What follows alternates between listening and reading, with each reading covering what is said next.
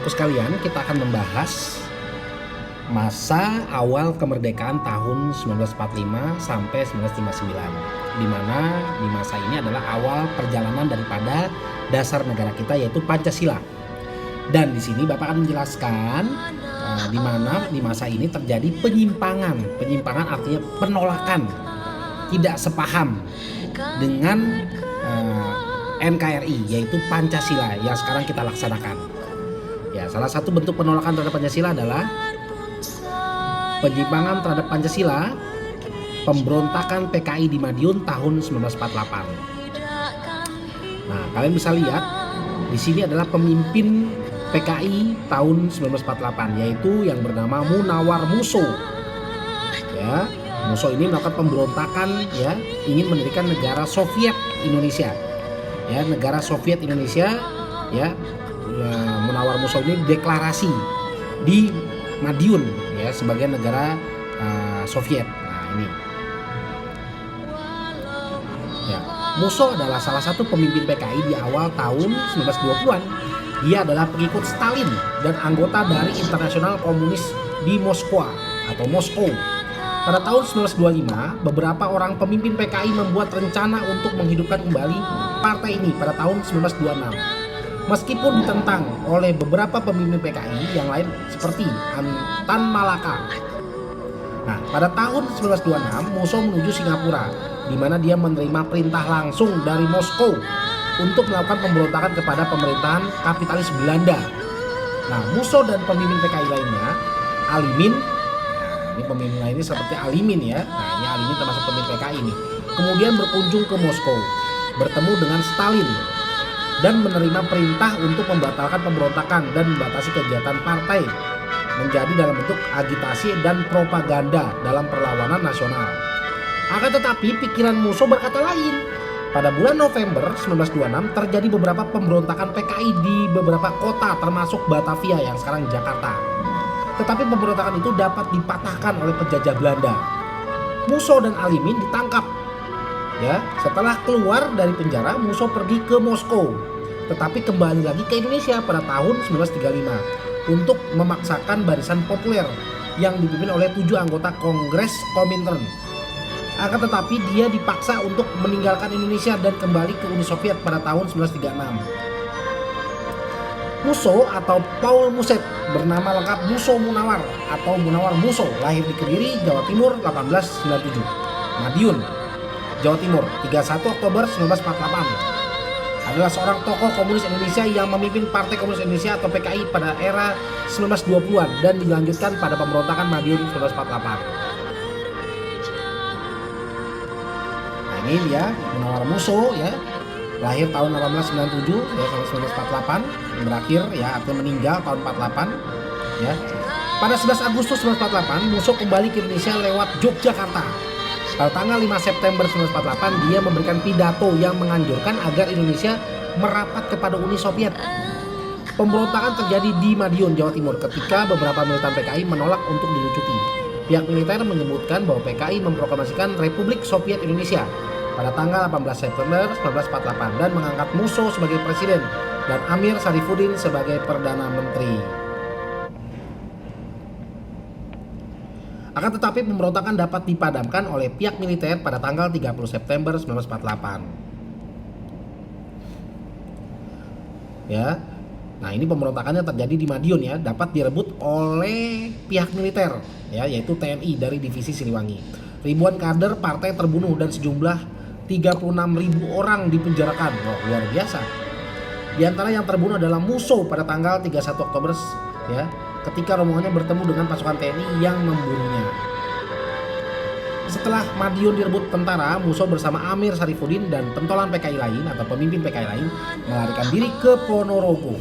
Musso berselisih dengan Amir Sarifuddin dan memisahkan diri ke arah selatan dengan hanya dikawal 2 orang. Sementara Amir Sarifuddin melanjutkan ke Pacitan. Musso dan pengawalnya kabur dengan menaiki sebuah delman sementara tentara mengejarnya. Dalam kejar-kejaran terjadi saling tembak hingga kuda delman tertembak. Nah, ini kuda delman yang dibawa oleh Musso, ya. Musso berlari dan bersembunyi di sebuah kamar mandi di sebuah pemandian umum. Nah, kemudian satu peleton tentara mengepung dan kembali terjadi baku tembak. Nah, ketika keluar dari kamar mandi, Musa tertembak 2 kali. Wah, ini pasti meninggal nih. Mayatnya sempat dibawa ke rumah sakit Ponorogo untuk diawetkan sebelum kemudian dibakar. Ini maksudnya bukan diawetkan, ya, divisum ya. Dan kemudian dibakar secara diam-diam supaya tidak disembah atau dipuja ya. Berikutnya adalah pemberontakan Sekar Maji Marijan Kartosuwiryo atau pendiri DITI, Gerakan DITI Jawa Barat. Nah, ini dia mendirikan Negara Islam Indonesia atau Darul Islam atau Rumah Islam ya, dikoordinasikan oleh Kartosuwiryo pada tanggal 7 Agustus 1949. NII di Jawa Barat berpusat di Desa Cisampah, Kecamatan Ciawiligar, Kewedanan, Cisayong, Tasikmalaya, Jawa Barat. Nah, ini markasnya di Tasik, Jawa Barat ya. Kelompok yang dianggap radikal ini mengakui syariat Islam sebagai sumber hukum dan satu-satunya pedoman yang valid. Tujuan DI atau Darul Islam di Jawa Barat ini jadi tujuan utama gerakan serupa di seluruh Indonesia. Tujuan tersebut diantaranya itu mendirikan sebuah negara dengan dasar syariat Islam berupa Al-Quran dan hadis di wilayah Indonesia. Kemudian pemberontakan yang dilakukan oleh Mayor Jenderal Tituler Tengku Muhammad Daud Bereh, pendiri DITI Aceh. Ya, lahir di Bereh, Mutiara, Pidi, Aceh 17 September 1899. Meninggal di Banda Aceh tanggal 10 Juni 1987 pada umur 87 tahun. Akrab disapa Ayah Daud, adalah mantan gubernur militer Aceh, Langkat, dan Tanah Karo dan pejuang kemerdekaan Indonesia. Ia merupakan tokoh kontroversial yang populer di kalangan masyarakat Aceh. Ia melakukan pemberontakan kepada pemerintah dengan mendirikan NII akibat ketidakpuasannya atas pemerintahan Soekarno. Namanya kini diabadikan untuk sebuah jalan di Banda Aceh. Nah ini ya, ini seorang patriot tapi dia berontak ya, mendirikan DITI di Aceh. Kalian bisa lihat di situ penjelasannya. Ya, salah satu intinya yaitu dia memberontak karena kekecewaannya terhadap Presiden Soekarno pada saat itu. Ya. Terus juga dia kecewa karena ya Aceh dilebur ke dalam provinsi Sumatera Utara yang beribu kota di Medan. Dia tidak mau ya.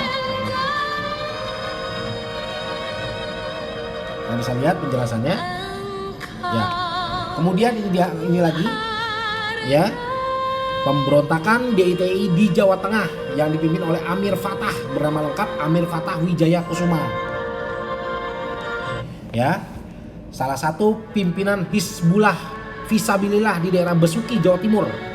Sebelumnya bergolaknya pemberontakan DITI di Jawa Tengah. Nah, ketika perjanjian Renville ditandatangani oleh pihak Belanda dan Indonesia, maka semua kekuatan Republik diharuskan hijrah ke Jawa Tengah, termasuk Kesatuan Hizbullah dan Fisabilillah yang dipimpin pada tahun 1950. Ia memproklamirkan wilayahnya merupakan bagian daripada DITI Kartosuwiryo. Melalui operasi yang dilakukan oleh TNI untuk sementara waktu kekuatan mereka melemah, tetapi akibat ada pembelot, kekuatan DITI Amir Fatah kembali kuat. Sebagai dari sayap pemberontak, DITI beroperasi di daerah hutan pegunungan Dayeuhulur, ya, Dayeuhluhur, yang bentengnya berada di sebuah gunung bernama Karanggumantung. Tapi pada akhirnya pasukan Amir Fatah dapat ditaklukkan di perbatasan Pekalongan Banyumas. Nah, ini dia berikutnya pemberontakan DITI di Kalimantan Selatan dipimpin oleh Ibnu Hajar. Ibnu Hajar alias Haderi bin Umar alias Angli adalah seorang bekas letnan 2 TNI yang kemudian memberontak dan menyatakan gerakannya sebagai bagian DITI Kartosuwiryo dengan pasukan yang dinamakan Kesatuan Rakyat yang tertindas. Ibnu Hajar menyerang pos-pos kesatuan tentara di Kalimantan Selatan dan melakukan tindakan-tindakan pengacauan pada bulan Oktober 1950. Ini ya, jadi DITI itu udah hebat juga ini. Ya, banyak anggota TNI yang memberontak ya. Nah, ini. Kalian bisa lihat penjelasannya di bagian bawah.